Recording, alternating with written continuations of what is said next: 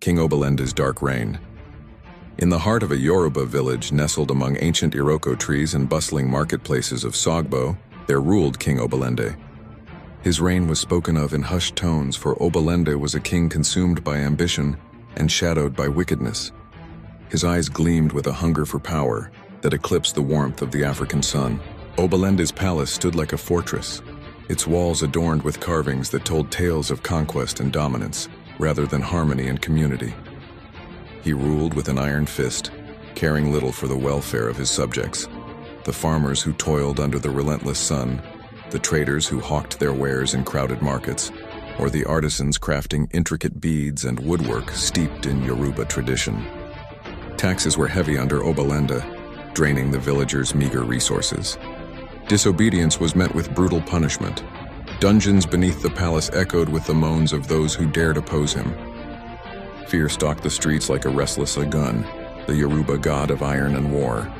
The people whispered of injustices, lands seized unfairly, voices silenced, and traditional festivals overshadowed by Obalende's extravagant and selfish displays of power. One figure stood apart in this climate of fear, a young woman named Ifa Oluwaki, wise beyond her years and versed in the ancient Ifa divination system revered among the Yoruba. Ifa Oluwaki was a voice for the voiceless, moving quietly among the oppressed, embodying the gentle strength of Yanla, the Great Mother. She saw the suffering and knew the village needed liberation from Obalende's crushing grip. As drought began to afflict the land, crops withering like leaves in Harmattan winds, streams dwindling, the villagers looked to their king for leadership, but Obalende offered none. Instead, he hoarded what little remained, exacerbating the hardship.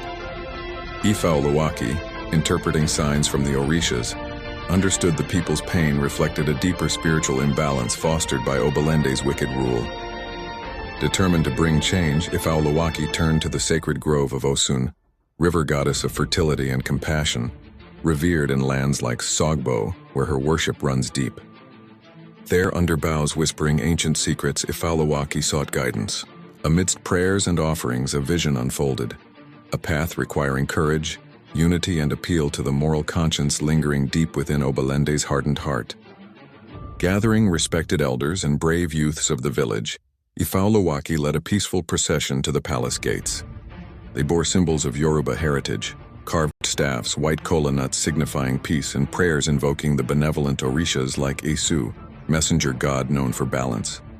Their plea was clear, beseeching Obalende to temper justice with mercy, to rule for the community's harmony as tradition dictated. Obalende confronted them with arrogance initially, but as Ifa Oluwaki spoke words imbued with spiritual weight, and the collective yearning of his people pressed upon him like a palpable force, something dormant stirred within. Perhaps echoes of his own humanity, long suppressed, awakened. Perhaps the dire state of the parched land mirrored starkly the spiritual drought of his reign.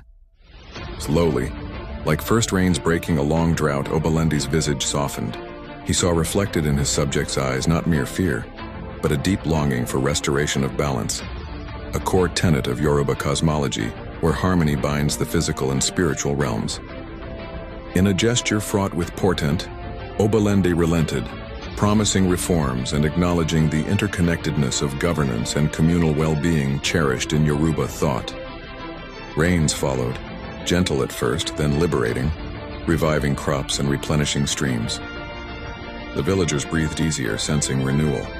Ifa Oluwaki's steadfast spirit had kindled hope. Obalende's shift hinted at redemption's possibility even for rulers lost in darkness. Their tale, woven into Sogbo's cultural tapestry, spoke enduringly of balance sought and sometimes found, reflecting deep African wisdom.